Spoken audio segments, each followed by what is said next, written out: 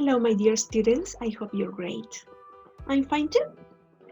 We are going to have a look at reported speech quickly because in a previous video we saw what it was, and now we are going to focus and go slower when it comes to questions, reported questions.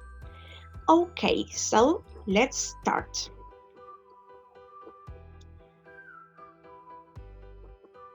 When we talk about what other person said, we don't use the exact words. We have to change some words. And this change is called reported speech because it's not just what he said, but we change some words. We are going to see how we use it. We can change pronouns. We can change tenses. We can change place and time expressions too. So instead of saying, a friend yesterday told me something, but the friend said, today I blah, blah, blah, blah, blah. Then when you tell this to somebody else, the next day maybe, or maybe other day, you have to change the expressions. Instead of today, you have to say yesterday. And if it was later, you can say the previous week or last Sunday, etc. Let's see what this all means. Example, in direct speech, you say, I speak English. But in reported speech, we have to change the pronoun. Here we see I speak English, but in reported speech, we have to change to the third person. He said that he spoke English. Here the tense is in present, and here there's a backshift. We change to the past. And we have to add this at the beginning. He said that. Or he told me that. Él me dijo que, or él dijo que. Here you have the tenses and the changes. If in direct speech we are talking, like in the previous example, in the simple present, in the reported speech it's going to change to the simple past. If we are talking in the past, in the direct speech, or the present perfect or the past perfect, it changes to the past perfect, but in this case it stays the same. If we talk in the future with will, that word will change to would in the past. And in the progressive forms, if I say I am speaking, you change it. Miss Claudia said that she was speaking because it's singular. If I say she has been speaking, Miss Claudia said that she had been speaking. You just change has for had, and so on. You can help yourself with these memory papers. And some more examples. We are not going to dig further into this because I want to focus, as I said before, in the questions. Okay.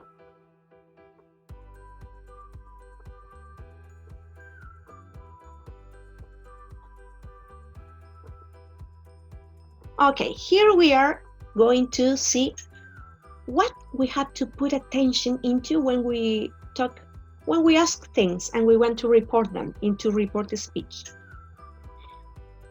Okay, we have to use the interrogative form or if or whether. What does interrogative mean? The question word, like what, where, how often, when, etc. Or if, that means sí, or whether, that means sí too. This is an example in direct speech. Why don't you speak English? ¿Por qué no hablas inglés? In reported speech. Okay, but first, let's have a look at the tenses. Why don't you speak English? Don't? No, ¿no es cierto? ¿Por qué no hablas inglés? This is in the present, so it must change to the past. We have this question word, and the past of don't, it's didn't. Let's have a look. He asked me, instead of saying he told me or he said, we change for asked, because it's a question.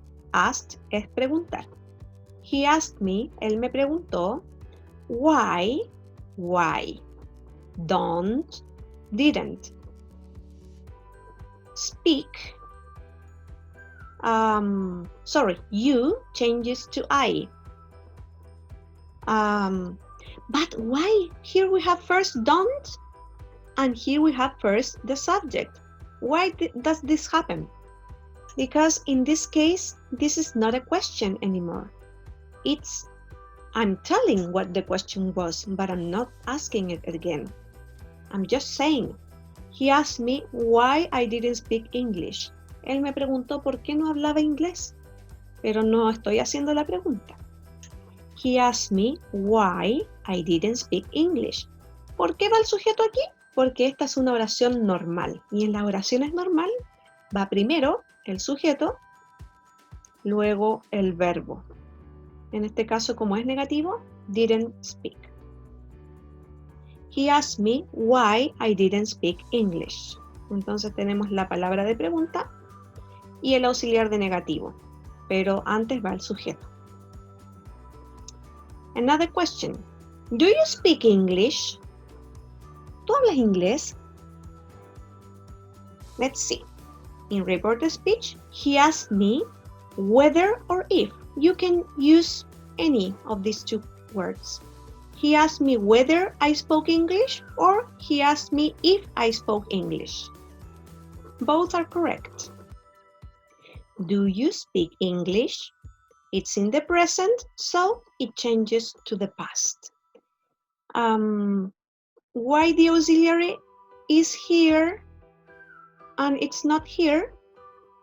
Because this is a question. Remember that auxiliaries, when they go at the beginning of a question, it doesn't mean anything. It just means like the other question mark. Como en español, nosotros tenemos el signo de pregunta al comienzo. Ellos utilizan el auxiliar, but it's not necessary to include it here because this is not a question anymore. He asked me if, then the subject, a mí, if I spoke English.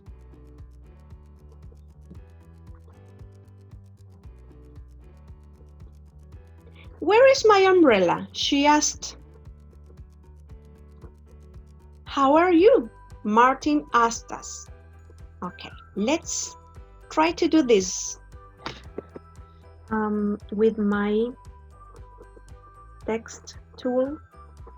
So, how would this be? She asked, yeah, no le preguntó a nadie, solo preguntó. She asked. So, she asked, where, then the subject. Luego viene el sujeto. El sujeto en este caso es mi paraguas. Pero ya no es mío, sino que es el paraguas de ella. Tenemos que utilizar el posesivo de ella. Where, her, umbrella. Y ahora el verbo is in the present changes to the past of is, that is, was. And that's all in this exercise. Let's have a look at the second. How are you? Martin asked us. Martin asked us, how, in small capitals. How, nos preguntó a nosotros. How, ¿cómo?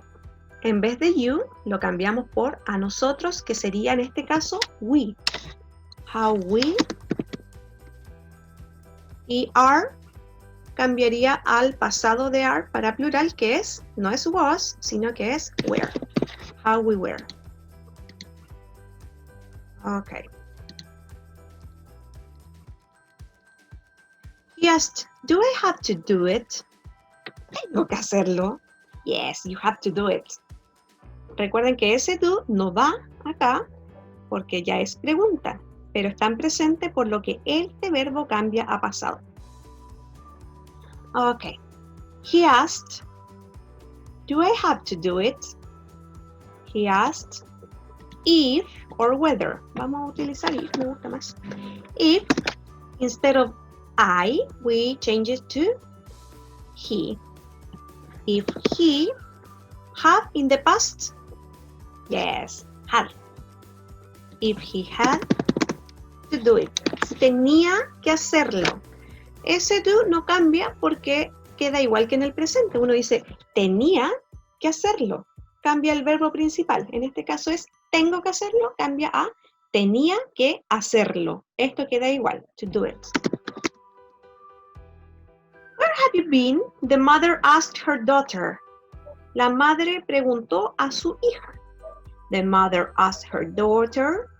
Ahora viene la question word, where. Ahora, como es pregunta, pero ya no es pregunta acá, va a ir primero el sujeto. En vez de you, va a cambiar a, si le preguntó a su hija, she.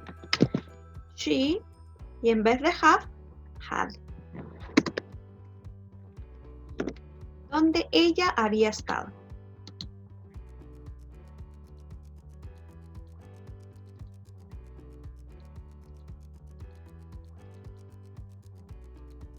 Okay.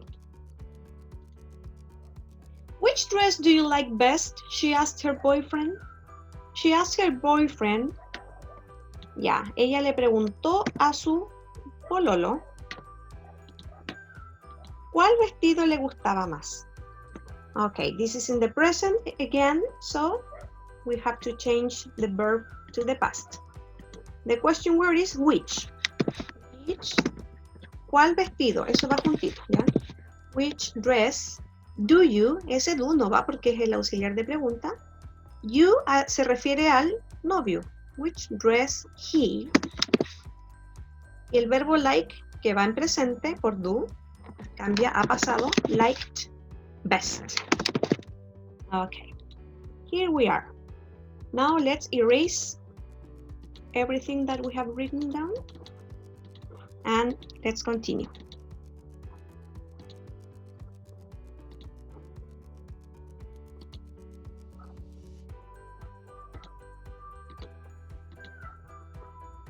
We have some more questions. Here it's in the present continuous,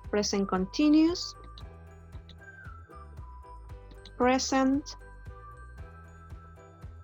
past. Okay. Let's do the final two, okay? She asked me, how do you know that? She asked me. ¿Cómo conoces eso? ¿O cómo sabes eso? She asked me how I. Okay, está en presente, so it changes to the past. El pasado de know es knew. I knew that. Queda igual, that. As Karen talked to Kevin, my friend asked me. Si Karen talked to Kevin, my friend asked me if Karen.